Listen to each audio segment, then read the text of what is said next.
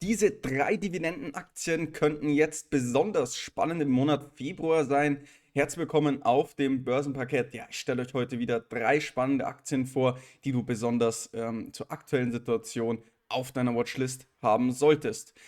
Fangen wir direkt an. Das erste Unternehmen ist Lockheed Martin aus der Branche Verteidigungs- und Luftfahrtindustrie. Man ist der weltweit führende Rüstungskonzern mit Schwerpunkt auf Militärflugzeuge wie zum Beispiel F-35. Man hat aber auch Raketenabwehrsysteme und Raumfahrttechnologie im Geschäftsmodell integriert und Hauptkunde ist da natürlich das US-Militär, ergänzt dann durch internationale Verteidigungsaufträge. Im Jahr 2024 sind die Umsätze hier um 5% angewachsen und ein Rekord-Backlog wurde erreicht. Sie haben auch einen sehr, sehr starken Ausblick für das Jahr 2025 herausgebracht. Auch da erwarten sie mittleres einstelliges Wachstum. Also bei Lockheed Martin sieht es aktuell wirklich sehr gut aus. Ja, sie haben eine starke Marktstellung, gerade durch diese langfristigen staatlichen Verträge und klar, also eine sehr, sehr hohe Eintrittsbarriere. Im Qualitätscheck sehen wir hier einen Score von 10 von 15 Punkten. Ja, hier gibt es eben Punktabzug, weil das Wachstum nicht allzu hoch ist und auch etwas, ja, eine Art Zyklik hier drinnen ist in diesem Rüstungsmarkt. Wir haben aber eine sehr hohe Dividendenrendite von 2,85%, also wirklich sehr schön. Und ein KGV von 21, also eigentlich auch eine, ja, doch akzeptable Bewertung jetzt gerade bei Lockheed. Und ja, sie sind ja auch führend in der Entwicklung von neuen Verteidigungstechnologien. Also deswegen denke ich auch eigentlich eine sehr akzeptable Bewertung. Wenn wir uns im Fiskaljahr 2024 mal die Financial Highlights anschauen, sehen wir 71 Milliarden Dollar Umsatz, also wirklich sehr stark. Wir haben eine Operating Margin von 8,6%, adjusted sogar 11% und haben hier ja, einen Fokus auf einerseits Aktienrückkäufe. Hier haben wir 3,7 Milliarden US-Dollar, die reingesteckt wurden in diese Rückkäufe und 3,1 Milliarden in Dividenden. Also hier wird auch ja, doch deutlich Wert gelegt auf die Return to Shareholder, also die sozusagen Ausschüttungen für uns als Aktionäre. Also das ist hier sehr wichtig und das gefällt natürlich ja, dem Aktionär sehr gut, wenn er hier immer weiter beteiligt wird am Unternehmen. Wenn wir die Bewertung anschauen, sehen wir, dass Lockheed Martin tatsächlich gerade minimal unterbewertet ist, also ungefähr 10% unterbewertet ist auf Basis des Gewinns. Wir sehen aber eben auch, dass der Gewinn schon etwas zyklisch ist, habe ich ja vorhin schon mal angeschnitten und es hängt natürlich auch einfach ja, von so ein bisschen der Weltsituation auch ab. Piotrowski F-Score haben wir einen Score von 6 von 9 Punkten, also das ist schon attraktiv. Die Dividende wird langfristig sehr schön gesteigert. Es ist tatsächlich auch ein sehr, sehr guter Dividendenwachstumswert gewesen in den letzten Jahren. Laut den Prognosen soll das auch so weitergehen. Also hier wird weiterhin davon ausgegangen, dass Dividenden schön gesteigert werden. Die Analysten raten im Moment zu 50% zum Kaufen, 46% sagen halten und nur 4% raten hier zum Verkaufen. Also die Situation scheint doch attraktiv. Gerade aus Dividendensicht ist Lockheed Martin auf jeden Fall eine sehr interessante Aktie. Wir haben jetzt hier auch noch den Outlook für 2025 von Lockheed Martin und wir sehen hier auch, dass hier wieder ein Umsatzwachstum von ja zwischen 4 bis 5% erwartet wird, also doch durchaus ein akzeptables mittleres Wachstum. Weiterhin soll hier der Cashflow anwachsen, im Vergleich zum Jahr 2024 nochmal um so circa ja, 8% und Aktienrückkäufe wollen sie auch weitermachen. Also der Ausblick ist auf jeden Fall sehr schön. Bevor wir jetzt auf den Chart kommen von Lockheed Martin und bewerten, ob sich jetzt schon ein Einstieg lohnt, wenn du noch nicht Abonnent bist auf diesem Kanal, dann wird es jetzt dazu Zeit. Gerne ab sofort hier sofort ein kostenloses Abo dalassen. Daumen nach oben natürlich nicht vergessen. Natürlich gerne auch die Glocke anmachen, dann verpasst du keine neuen Videos mehr von mir. Danke auf jeden Fall. Schauen wir uns die Chart an von Lockheed Martin. Also langfristig im Monatschart sehen wir halt schon, dass Lockheed Martin auch immer mal wieder so Einbrüche mit drinnen hat. Jetzt aber seit dem Jahr 2019 hier in diesem Trend nach oben läuft. Und wir sehen eben auch, dass wir jetzt hier die untere Seite dieses Trendkanals anlaufen und hier ja, natürlich die Chance jetzt hätten auf eine Bodenbildung. Im Wochenchart sehen wir eben auch, also wir sind hier doch sehr stark nach unten gekommen, von 600 US-Dollar bis auf 460 jetzt nach unten, befinden uns jetzt eben hier in dieser doch wichtigen Unterstützungszone. Wir können ja auch nochmal so ein mittelfristiges Fibonacci Retracement grob anlegen und sehen eben auch, dass wir uns jetzt da auf den wichtigen Niveaus schon befinden. Wir müssen uns jetzt eben hier in dem Bereich irgendwo stabilisieren. Wenn wir hier kurzfristig mal einen Boden bilden, hätten wir da natürlich auch wieder sehr, sehr gutes Potenzial nach oben. Im Moment ist hier sogar noch eine Kurslücke offen. Also hier in dem Bereich ist eine große Kurslücke offen. Die müssen wir auf jeden Fall erstmal schließen. Und im Moment ist das erste Einstiegssignal eigentlich erst über 510 US-Dollar gegeben. Also hier muss man nochmal abwarten auf eine Bodenbildung, wie zum Beispiel, wie wir es hier unten gesehen haben. Also sowas in die Richtung oder hier so etwas. Also da fehlt im Moment einfach noch ein bisschen ja, Kursverlauf, dass wir das besser bewerten können. Aber von der Ausweitung, also von der Länge der Korrektur, ist es auf jeden Fall schon sehr attraktiv. Wir hätten jetzt hier Potenzial aufs Allzeithoch von über 30%. Also auf jeden Fall jetzt gerade interessant, sollte man sich definitiv hier mal auf die Watchlist legen und dann ja, bei einem Kaufsignal, denke ich, ist Lockheed Martin eine definitiv interessante Aktie. Ja, da sollte man natürlich das auch mit seinen moralischen ja, Vorstellungen vielleicht vereinigen können, aber das spielt jetzt hier für mich keine Rolle. Auf jeden Fall interessante Aktie in meinen Augen, bleibt auch bei mir auf der Watchliste. Wenn sich hier ein Kaufsignal einbietet, ein Einstieg anbietet, ist es auf jeden Fall, ja, denke ich, eine sehr spannende Investitionsmöglichkeit. Aber jetzt schauen wir weiter zur nächsten Aktie, die ich dabei habe, und das ist tatsächlich Best Buy. Best Buy ist ein Einzelhändler für Elektronik und Haushaltsgeräte, also die verkaufen ja ganz klassisch Unterhaltungselektronik, IT-Produkte, einerseits in physischen Filialen, aber auch online. Wir haben ja einen Fokus auf eine Beratung, Installation und After-Sales-Services, also wie Geek Squad. Und ja, die haben sich schon erfolgreich auch an diesen Onlinehandel angepasst, eben trotz dieser starken Konkurrenz, wie beispielsweise durch Amazon. Schauen wir uns mal hier den Qualitätscheck an. Der ist nicht ganz so grün. Wir haben einen Qualitätscheck 8 von 15 Punkten. Ja, der Umsatz, der ist eben relativ seitwärts gerichtet. Deswegen gibt es hier deutliche Punktabzüge. Earnings per Share Wachstum ist aber vorhanden mit 1,47%. Nettogewinnmarge natürlich bei so einem Retail-Unternehmen doch relativ niedrig. Aber wir zahlen eine wirklich starke Dividende mit 4,38% und KGV, das natürlich sehr günstig ist, von 15. Also von der Warte aus ist Best Buy doch vor allem als Dividendenanleger interessant. Schauen wir auf die Bewertung, da sehen wir, dass Best Buy im Moment gerade fair bewertet ist, vielleicht minimal überbewertet. Aber da sehen wir schon, dass Best Buy jetzt ein genauer Blick wert ist. Piotrowski F-Score haben wir einen Score von 6 von 9 Punkten. Also das ist eigentlich auch eine ganz akzeptable Bewertung. Wir sehen auch, dass Best Buy hier versucht, die Kunden stark an sich zu binden. Also es gibt hier zum Beispiel eine eigene Best Buy Credit Card, da kann man dann eben so Cashbacks bekommen oder eben auch eine Best Buy Membership abschließen. Also versuchen hier auch ja, den Kunden wirklich stark an sich zu binden durch diese Mitgliedschaften oder eben sogar durch diese eigenen Kreditkarten, wo man so ein paar Benefits, Gutscheine und so weiter bekommen kann. Schauen wir auf die Dividende. Wir sehen, die wird teilweise rasant gesteigert, dann aber wieder auch gemächlich. Also es ist jetzt hier kein wirklich stetiges Dividendenwachstum. Aber in den letzten Jahren war das eben ja doch etwas konservativer. Laut den Prognosen soll sich das aber jetzt dann im Jahr 2027 ändern. Da wird dann wieder eine deutlich höhere Steigerung erwartet. Ist jetzt aber natürlich nicht mehr ganz so ausschlaggebend. Wir haben ja gesehen, also über 4% Dividendenrendite und die dann nochmal gesteigert wird, das ist natürlich schon sehr, sehr stark. Die Analysten raten gerade mit 32% zum Kaufen, 61% sagen hier halten und nur 6% raten zum Verkauf. Also das ist eigentlich auch ja, eine schöne Situation, gerade bei dieser hohen Dividendenrendite. Und das schauen wir uns jetzt gleich noch im Chart an. Hier Best Buy.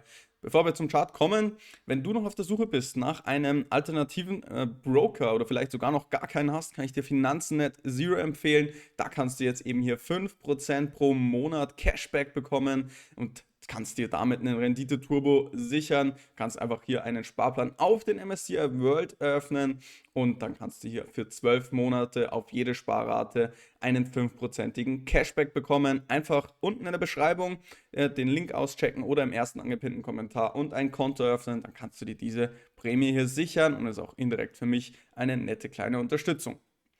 So, schauen wir den Chart an von Best Buy. Haben wir schon gesehen, sehr, sehr hohe Dividendenrendite. Gucken uns aber jetzt hier zunächst mal den Chart ohne eingerechnete Dividenden an und können hier sehen, ja, Best Buy hat einen Aufwärtstrend ungefähr seit 2012. Der ist aber eben doch deutlich langsam, jetzt kein dynamischer Aufwärtstrend. Haben hier auch ein paar wichtige Zonen mit drinnen. Also hier in der Zone 1 natürlich sind wir schön gedreht auf Monatsbasis. Also es gefällt mir eigentlich relativ gut. Ist es halt eben keine wirklich dynamische Aktie mehr. Wenn wir uns die Dividenden hier mal mit einblenden, sieht es aber schon deutlich besser aus. Also sehen wir, dass Best Buy eigentlich gar keine so schlechte Aktie ist hier, mit Dividenden eingerechnet. Ohne, ja, wirkt es ein bisschen abschreckend. Auf mittelfristiger Ebene haben wir hier schon eine Bodenbildung abgeschlossen mit Überschreiten von dieser Struktur, kommen jetzt eben hier deutlich zurück auf diese Unterstützungen hier um die 85 US-Dollar, haben hier eine wunderschöne langsame Korrektur nach unten, sind hier langsam nach unten gebröckelt, nachdem wir hier doch einen sehr starken Anstieg gesehen haben. Und deswegen jetzt eben interessant, also kurzfristig in der Korrektur langsamer, also starker Impuls, langsame Bewegung nach unten. Diese wichtige Unterstützungszone, die wir jetzt hier haben, kann ich euch auch nochmal einzeichnen hier. Also jetzt hier in Blau, das ist die wichtige Unterstützung, auf der wir jetzt gerade sind. Dann haben wir sogar ganz kurzfristig hier ein Kaufsignal ausgelöst. Also wir sind hier in den kurzfristigen Zeiteinheiten H1 schon im Trendwechsel mit drinnen. Deswegen jetzt hier definitiv spannend, die Aktie mal auf die Watchlist zu nehmen. Erstes Kursziel würde dann hier bei 103 US-Dollar liegen und das, ja, das eigentlich drüber dann direkt hier oben bei so 120, 130 US-Dollar. Also könnte mir gut vorstellen, dass Lockheed Martin jetzt zum nächsten Impuls, Best Buy jetzt zum nächsten Impuls nach oben ansetzt und gerade bei der hohen Dividendenrendite mit mit so einem Kursanstieg, dann hat man sich hier natürlich einen echten Runner, einen echten Gewinner ins Depot gelegt. Ist halt vielleicht jetzt für die ultra langfristige Anlage nicht die beste Aktie, aber für so eine mittelfristige Anlage ist es, denke ich, schon aktuell spannend, Best Buy. Gerade mit dieser 4,38% Dividendenrendite ist es doch sehr, sehr nett. Aber schauen wir zur nächsten Aktie, die ich noch mit dabei habe. Und das ist auch sehr, sehr spannend tatsächlich. Kennt wahrscheinlich auch der ein oder andere von euch noch nicht. Das ist Genuine Parts. Die sind ein Automobil- und Industrieersatzteilhersteller. Die sind einer der größten Anbieter von Ersatzteile für Fahrzeuge und Maschinen unter der Marke wie Napier Auto Parts. Haben eine starke Präsenz in Nordamerika, Europa, Australien. Ja, mit einem breiten Händlernetz. Das sehen wir jetzt eben hier auch. 75% werden in North America an Umsatz generiert, 16% Europa, 9% Australasia. Und ja, hier so ein paar Key Statistics sind schon 1928 gegründet, haben hier 10.820 Filialen und 60.000 Mitarbeiter. Also es ist ein sehr, sehr interessantes Unternehmen mit auch einer sehr, sehr starken Dividendenrendite. Also wir haben ja nur Dividendenaktien dabei, die eine echt richtig starke Dividendenrendite hier liefern. Also für jeden, deren das eine Rolle spielt, sollten alle drei Aktien definitiv spannend sein. Guck mal in den Qualitätscheck von Genuine Parts. Hier haben wir 11 von 15 Punkte, also das doch durchaus stark. Wir haben hier nur Punktabzug beim Umsatzwachstum der letzten 5 Jahre. Die lag nämlich nur bei 4,27%. Sonst Nettogewinnmarge natürlich auch niedrig. Aber ansonsten sieht es gut aus. Wir haben eine sehr hohe Dividendenrendite im Moment mit 3,44% und ein KGV, das sehr attraktiv ist, von 15, also relativ günstige Bewertung. Die haben natürlich auch einen stabilen Umsatz durch diese stetige Nachfrage nach Ersatzteilen und sind dadurch auch unabhängig von der Automobilkonjunktur, was natürlich auch zu langfristigem Wachstum durch diese zunehmende Alterung der Fahrzeugflotten zurückzuführen ist. Hier sehen wir nochmal so ein bisschen die Kapitalallokation von Genuine Parts. Wir sehen, dass hier ein sehr, sehr großer Teil auch hier Akquisitionen darstellen. Also sie möchten hier 954 Millionen oder haben sie schon getätigt, 954 Millionen US-Dollar Acquisitions im Jahr 2024. Neben dem haben sie aber auch Investitionen getätigt. Dazu kommen hier Dividenden, wo sie 411 Millionen in Dividenden ausgeschüttet haben, was auch sehr, sehr schön da also zu sehen ist. 5% wurde hier mehr bezahlt als im Jahr 2023, also auch eine nette Erhöhung. Und das ist tatsächlich schon die 68. Erhöhung der Dividende in Folge gewesen hier. Also es ist ein wirklich sehr, sehr starker Dividendenwert. Und auch Aktienrückkäufe werden getätigt. Zwar jetzt nicht im riesigen Ausmaß, aber das auch definitiv schön zu sehen.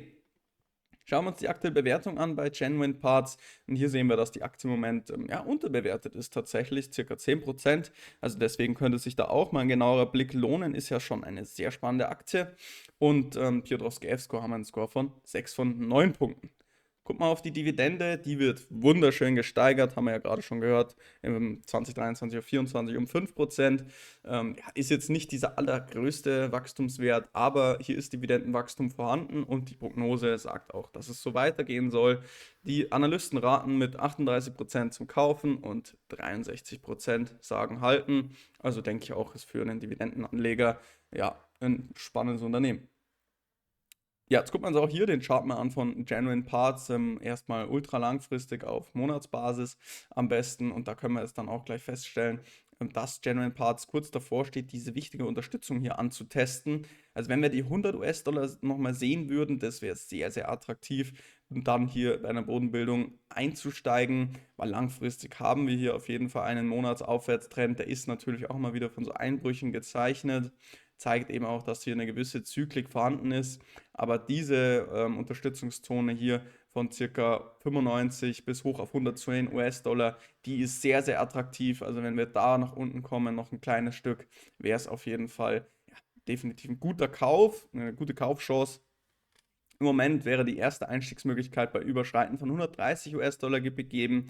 Also ist jetzt noch nicht so attraktiv. Auch hier brauchen wir noch ja, mehr Chartdynamik einfach, die wir hier sehen möchten. Aber es ist schon einfach eine sehr spannende Situation jetzt aktuell. Gerade wenn wir jetzt nochmal auf diese Monatsunterstützung runterkommen sollten, dann haben wir natürlich eine wirklich historische Kaufchance und hätten hier 80% Renditepotenzial aufs Allzeithoch bei so einem eingesessenen Unternehmen. Also das wäre dann wirklich sehr spannend und lege ich mir eben auch auf die Watchliste. Haben wir jetzt auch 3,44% Dividendenrendite. Ich zeige euch jetzt hier auch nochmal den Dividendenchart, also wie die ganze Aktie dann aussieht, mit Dividenden eingerechnet. Das sehen wir jetzt eben hier, also wirklich auch ein absoluter Dauerläufer, gefällt mir wirklich gut. Die Dividendenrendite ist hier auf jeden Fall attraktiv, sollte man auch immer mit berücksichtigen, wenn man sich solche hohen Dividendenzahler anschaut, wie es dann eben diese drei Aktien, die ich jetzt gerade vorgestellt habe, sind. Gucken aber jetzt noch einen Schritt weiter und zwar auf die Performance der drei Aktien im Vergleich. Und wir sehen jetzt hier den S&P 500 Total Return in Blau in den letzten 5 Jahren im Vergleich mit den anderen drei Aktien.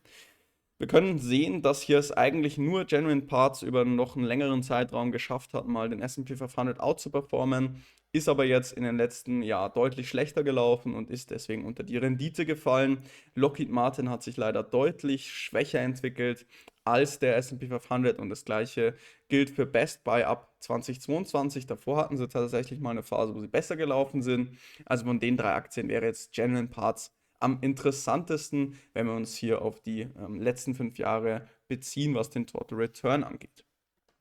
Schauen wir noch einen Schritt weiter. Also in den letzten 10 Jahren hat Best Buy im Schnitt 9,38% abgeliefert, Lockheed Martin 9,35% und Genuine Parts 2,2%. Also es sind jetzt alles nicht die absolut größten Runner, haben eben aber auch einen Fokus auf die Dividendenrendite. Ja, sehr, sehr viel Value einfach, hochqualitativ, eher Sicherheit.